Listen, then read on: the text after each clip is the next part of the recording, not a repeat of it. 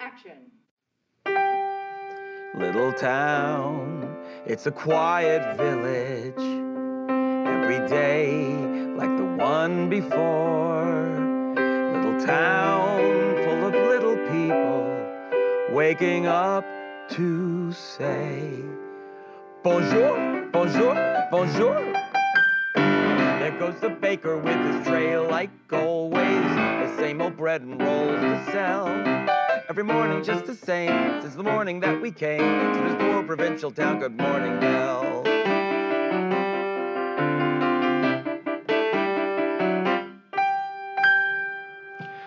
You're good at that. Oh, thanks. You should do that professionally. Well, yes, I've thought about it occasionally. Exactly. I remember the first time I heard it, and I think you guys brought it out because Howard was so worried, and you probably were too, that we would hate it, want to start over again. But I was amazed. I wasn't worried. No, That's why Howard was very you- different. Was this the first I'm the song one who written? walks in and says, there must be a pony here. There's got to be a pony somewhere in here. Yeah, exactly.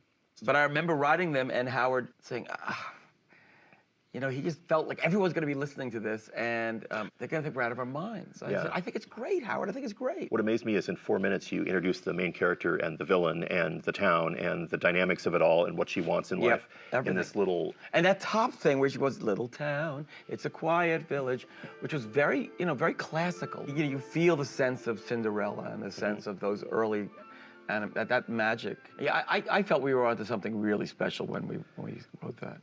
I remember we came to Fishkill, New York. This was before the song got written, and we had storyboards and showed you the idea of Belle getting up and going to market day and that kind of stuff. But it was very, very rough. And what was that process of getting to that rough idea of a girl going to market day and meeting this guy to a song? You know, Howard was still very much in the saddle. So at the beginning of the process, Beauty and the Beast, you know, Howard was the executive producer on Mermaid, and I believe he on was Beauty also, yeah. on Beauty. And so I wouldn't say I was simply along for the ride, but Howard was very much in the driver's seat in terms of the dramaturgical issues, and he had thought a lot of this out. As the project progressed and Howard became, you know, more and more ill, and of course everyone knows he never even lived to see the movie. I don't even know how you and Howard wrote. Did he write lyrics first? It's always been a combination of music first and lyric first, and getting in the room, and you know, we're seeing the cottage, and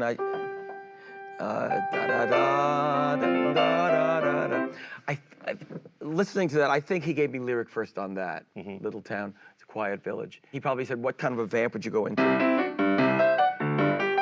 And I probably gave him that kind of basic feel, and he said, that feels good. It's hard to reconstruct in a lot of cases. Some really are etched into my brain, the more painful ones.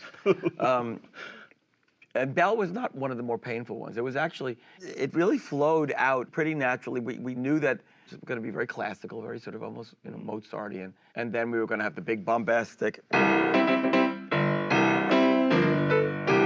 Gaston. I think, you know, in the architecture of any musical, you know that you pretty much map out the moments when you're first conceiving how you're going to musicalize something. So we knew we want the big production number, you know, Be Our Guest. Be our guest, be our guest, put our service to the test. Tie your knot. So you're going to do the song Be Our Guest, and you go, what style am I going to write it in? And I've heard you mention... Oh, this story, yeah. Yes.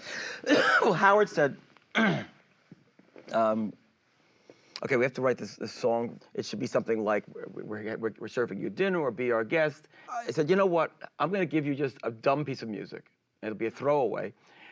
And then write the lyric to it, and that'll be the form. And then when you come back, I'll write the real music. So I sat down and literally just said, da da da ba da da ba da da ba da da da da da da da da da da da da da. I said, go and be well. Good luck, yeah. And he may have said, if there's a middle section, or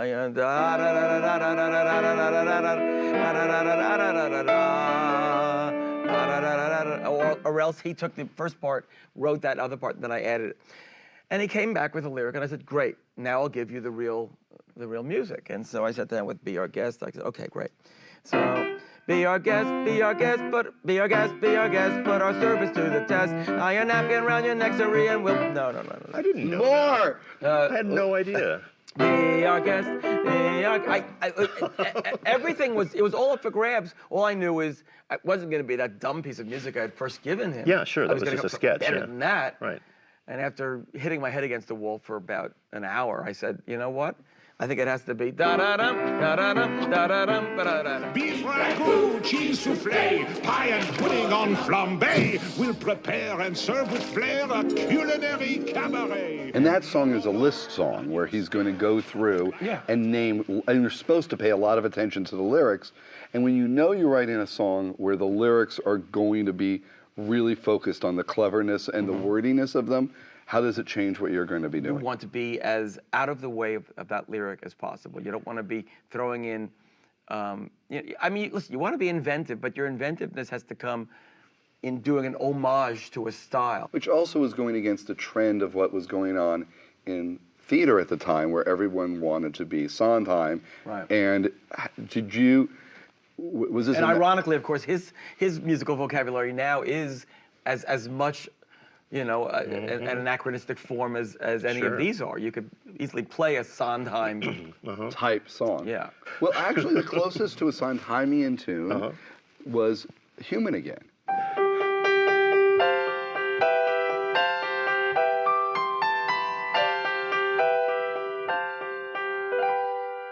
I'll be cooking again, be good looking again, with a mademoiselle on each arm. I'll be courting again, chic and sporting again. Which should call several husbands alarm. I'll hop down off this shelf and to sweet be myself. I can't wait to be human again. Human Again was, it probably went through the biggest grinder of any song in the movie and ultimately ended up not being in the movie, which was kind of sad. And it was just hard to fit in the story. I remember from our kind of filmmaker point of view, it was plenty of plot in it, but it was just hard to take the original demo, which was long. It's 9 minutes long. 9 minutes long, and try to put that in a 85-minute movie was just taking over too much real estate. Well, there was another issue, which was supposedly seasons are passing and time is moving on, and Maurice is still lost in the woods. Yeah, he's So, really dumb. Maurice is now really- like wearing a loincloth, eating berries He's somewhere, getting I guess. berries, he falls into a well, and then he gets out, and then he steps in a bear trap, and it just went on forever. But then we figured out how to do it. Yeah. When we put it into the Broadway show, we simply Yeah. took out the time passage part. It's a beautiful song. Eventually, we, taking a hit off of what you did for the Broadway show, we put it into that special edition that we did for the movie because it fit somehow. You solved the All of a problem that sudden, we couldn't. Yeah. So And did it fit in the exact same spot it was always going to be? it came in, the song that replaced Human Again was Something There. Something there, yeah. There might be something there, and that's a song that came in really at the 11th hour. I mean, Howard was very, very sick when you guys wrote that song, I remember. You know, yes, Howard was, he wasn't even able to make it to the studio. Yeah. And we had that section of it, new and a bit alarming. And Paige was going, new and a bit alarming. And Howard would listen, and he said, he unfortunately couldn't speak. Yeah. Everyone had to get very quiet. And he said, tell her, Streisand, new and a bit alarming. And that's what's in the movie. New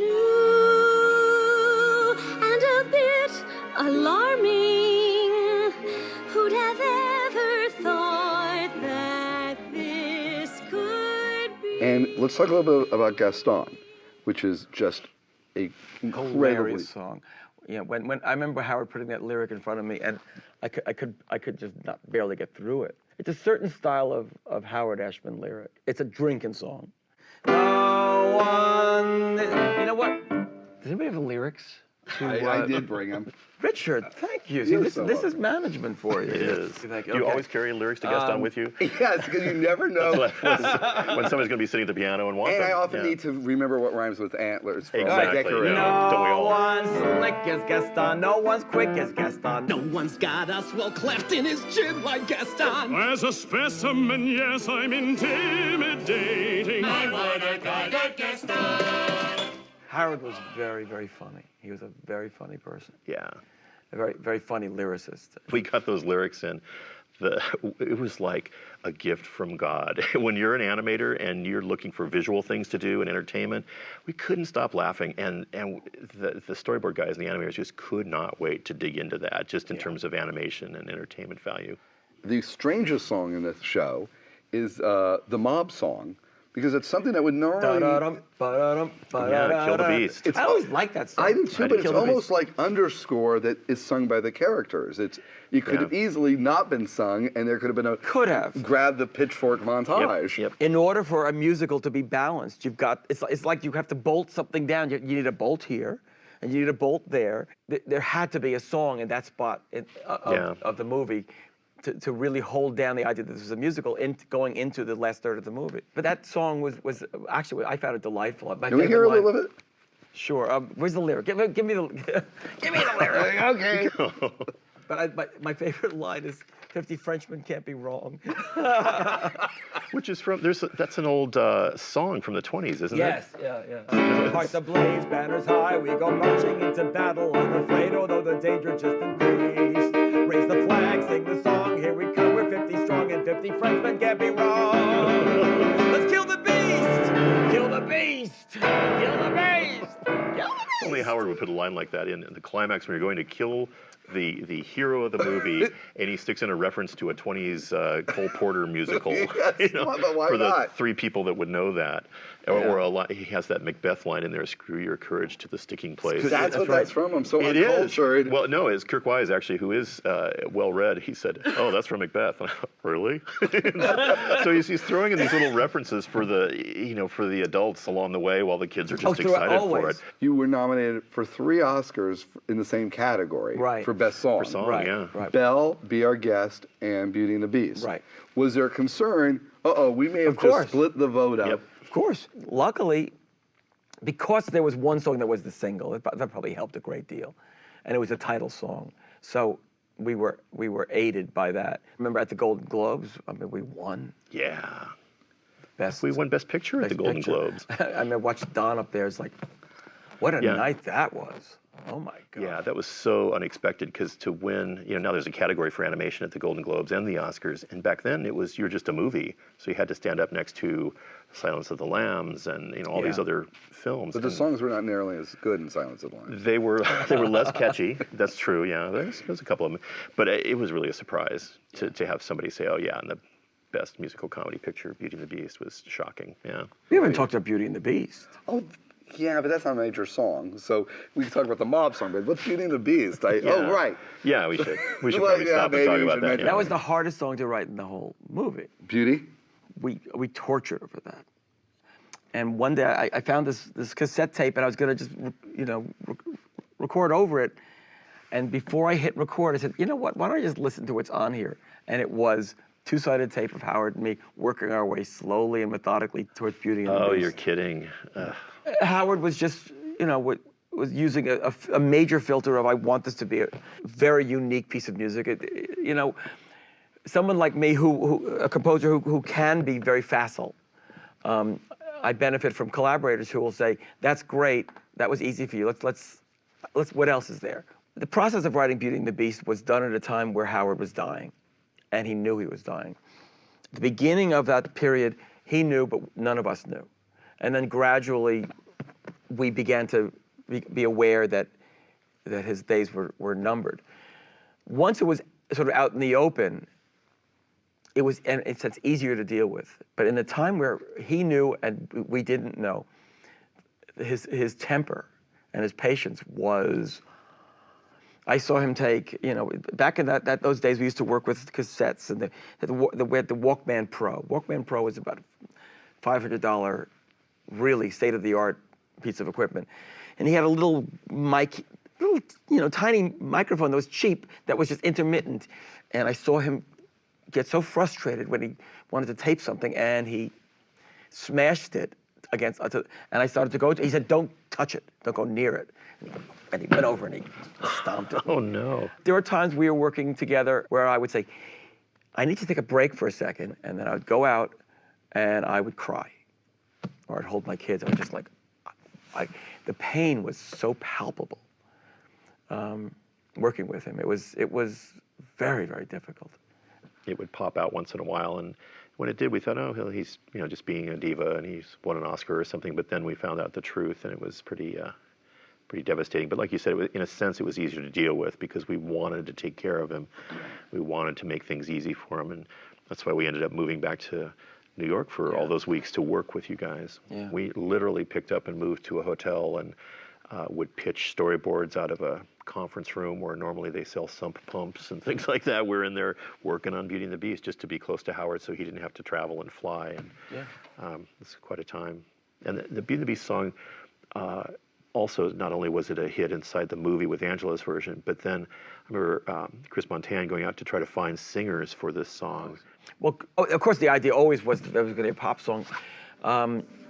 And there was this new artist from Canada, Celine Dion. Right, who nobody had ever heard of Nobody before. had ever heard of, and I listened to her album, and I was absolutely blown away. And Peebo Bryson. Peebo was perfect. I wasn't involved with the recording, I just heard it. And it was the first time I'd heard one of my songs turned into pop ear candy, which is an amazing experience. Because the first time you hear it, sometimes you don't know what to make of it. All you know is you want to hear it again, and again, and again, and again. But it was quite thrilling. It was a very, very, very heady time. I mean, all in that period, I mean, here we had won the 2 Oscars for Little Mermaid. We had written Beauty and the Beast. 6 months before it's out, Howard passes away. I'm working also on this other project called Newsies, and literally going out to the recording session for Newsies on the day Howard dies, turn around, come back to Howard's funeral. Well, everything is so in motion. We go to the Oscars, and Aladdin is now coming out of its development back into being born. This single comes out and is racing up the charts. And then I hear we've got 3 song nominations and Best Score nomination, and we were getting all the. There was just you don't really have the tools to really process that stuff except to go, what a ride. We won the lottery. It was like a fairy tale. What a true. ride, and the fact that it continued. So it was an amazing time of growth, and I came out of this period after really being a catalyst to Howard. And I developed into somebody who had to take the lead dramaturgically and had to be the spokesman for structure and for a lot of broad decisions. And so it forced me sort of out of my shell, if I ever was in a shell. It's hard to picture you in a shell. I've seen it, and it's quite something. We talked a lot about Beauty and the Beast, the song, and while we wrap up here for selfish reasons, and I'm sure you agree with me, can you play it for us? Sure thing. So something Like this. Goes a little something like this.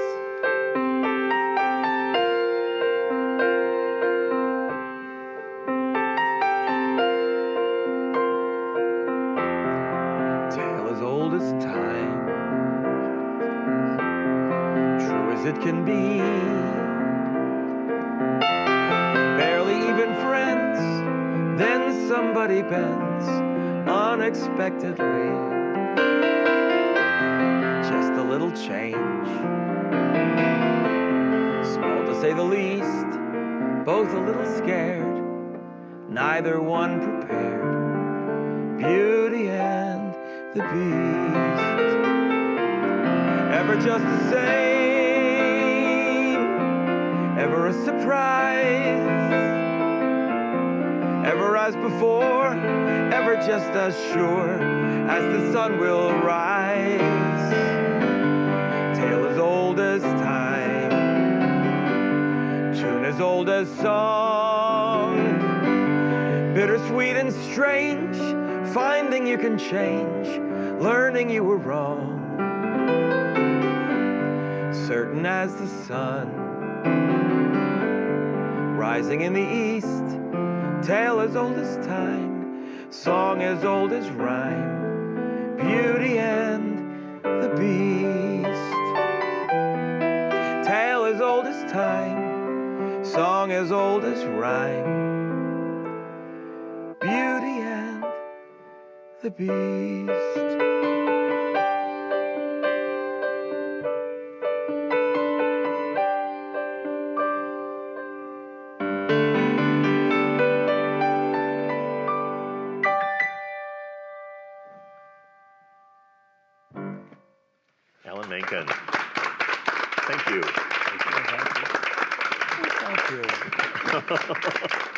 Alan Menken, ladies and gentlemen.